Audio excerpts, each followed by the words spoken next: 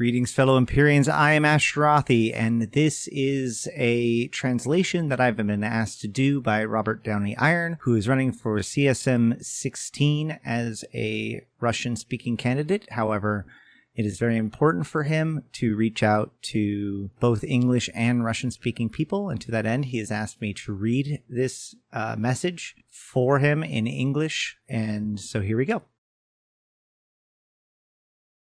Even in ancient times, people discovered some outbursts of stars, which were called new. They thought that they were watching the process of the birth of a new star, and they were partially right. Supernovae are common throughout the universe, and every galaxy is chemically evolving because of this.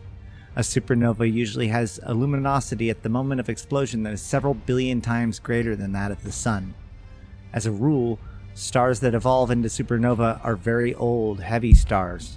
The largest and most massive ones do not live long by the standards of the life of stars, only a few million years, and in less massive species, the lifespan can reach more than 15 billion years. At the end of its life, a star, depending on its mass, may be reborn as a neutron star, a magnetar, a black hole, or explode without a trace, or in some cases into a white dwarf. It would seem that such a minor update to the stars in the world of EVE Online would not bring much benefit to the game, but here you are categorically mistaken. The evolution of stars in EVE Online would completely change half of the game's content. Working on something like this does not imply simple animation.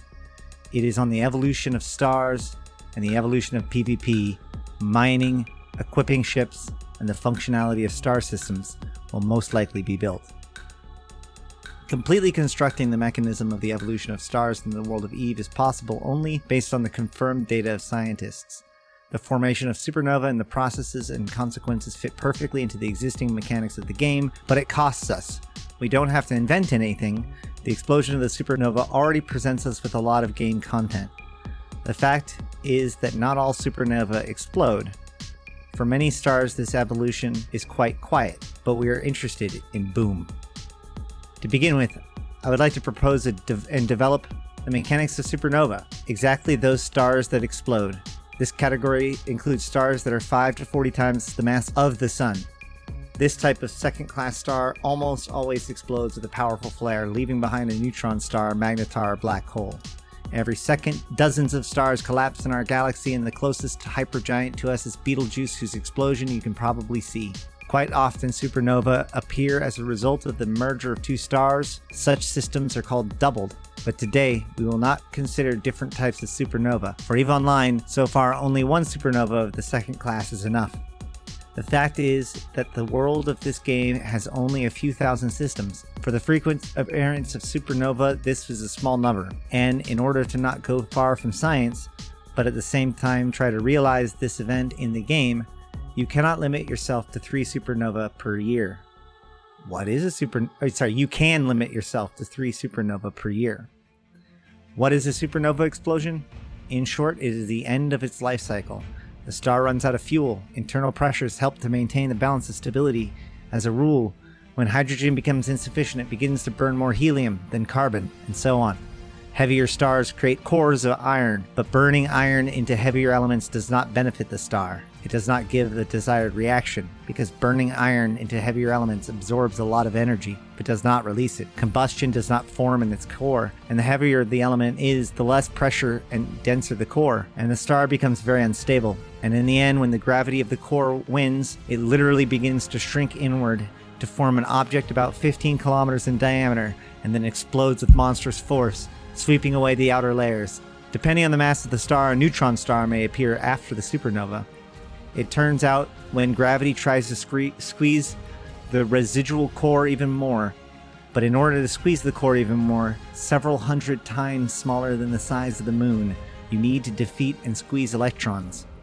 Where electrons are compressed, they combine with protons and form neutrons. And then the remnant of the star is compressed even more, until the neutrons begin to resist gravity, as a result of which an object appears even denser and more stable, a neutron star. A teaspoon of neutron star material will weigh billions of tons. In addition to this, a neutron star rotates very strongly, hundreds of revolutions per second. But if the mass of the star is even greater, then after the supernova explosion, an object of terrible power appears. It is born with the mass of the former star was so great that the gravity of the core was able to step over the barrier of neutrons and squeeze them. Perhaps the black hole has its own special color, but we cannot see or study it, since the force of gravity near the black hole is so great that even light is not able to overcome it. The black hole is a final victory of gravity over mass, and the complete collapse of a very large star. Common misconception: black holes suck in everything in the universe like a vacuum cleaner. This is far from the case. Those objects that are close to the black hole are sucked in, but if you're far away and on the right trajectory, you will not be sucked in. But what kind of game content can developers extract from these events? Let's go in order. As I said earlier, supernova in the game would not be frequent, but a large-scale phenomena. In systems where stars end their life cycle, be it in high-sec, low-sec, null-sec, or wormhole space, a monstrous supernova explosion will destroy all orbiting bodies, moons, planets, and even player structures. But a supernova and the destruction of orbiting bodies will be only where the star has a corresponding mass and has really approached the end of its life cycle. For several thousand systems, I believe the developers should make a couple of hundred of such stars in order to extend the content over several years ahead. At the time of the explosion, the supernova will throw off a lot of gas and ore. There will be so much gas and ore that there will be enough for everyone. Almost any ore or gas, no matter where the explosion occurred in the high-sec or null-sec. All of this can be mined, but do not forget about the economic balance. I suggest that the developers in the first 72 hours give players the opportunity to fill their holds with these riches so that there are very, very many fossils that correspond to this event. But after the 72 hours from the moment of explosion, make only daily anomalies in the form of ore and gas in limited quantities.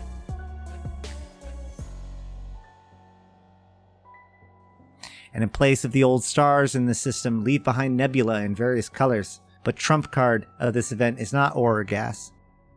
PvP teams will be involved in this event for different reasons. A result of the monstrous contraction of the star and the various nuclear reactions at the core of the star gave rise to a very rare element. It is incredibly strong, lightweight, and does not lend itself to various types of waves. Ore that is discarded as a result of this collapse is very small. The pilot who takes possession of this ore will be able to process it into even rarer minerals and create modules and possibly ships whose properties are absolutely unique. These modules and possibly ships will be truly rare, since it will be possible to extract minerals for them only when the place of the supernova explosion, and only in small quantities. Players will fight for the right to mine this system and search for unique ore, but do not flatter yourself. You will not be able to pre-establish structures to prepare ships for mining and combat, since the supernova will destroy everything, either the most agile or the most cunning or the strongest.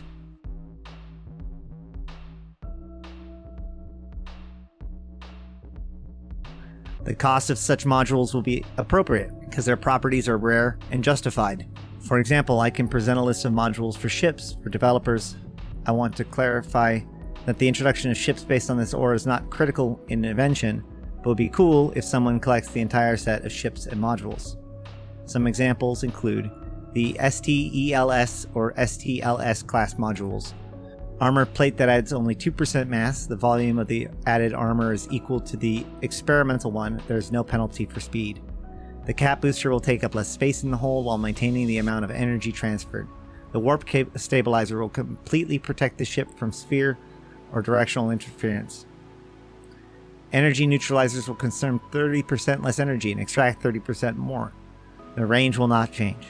The micro jump drive will be able to work even under the influence of a warp scrambler. And in fact, you can come up with a number of such modules. If the developers are interested in such innovation, then it can be discussed and disassembled in more detail. In the meantime, I have shown you the main part of those ideas that I would like to propose to CCP for development. Our world in which we play is really strictly modest. Many know that it is the supernova that serve as the basis for everything. It is thanks to the explosion of stars that metals, planets, and nebula are formed, and life in the end. And this is only the small part. There are still dual star systems, quasars, and comets. But implementing only one supernova will get a lot of detail in the form of neutron stars, black holes, nebulae,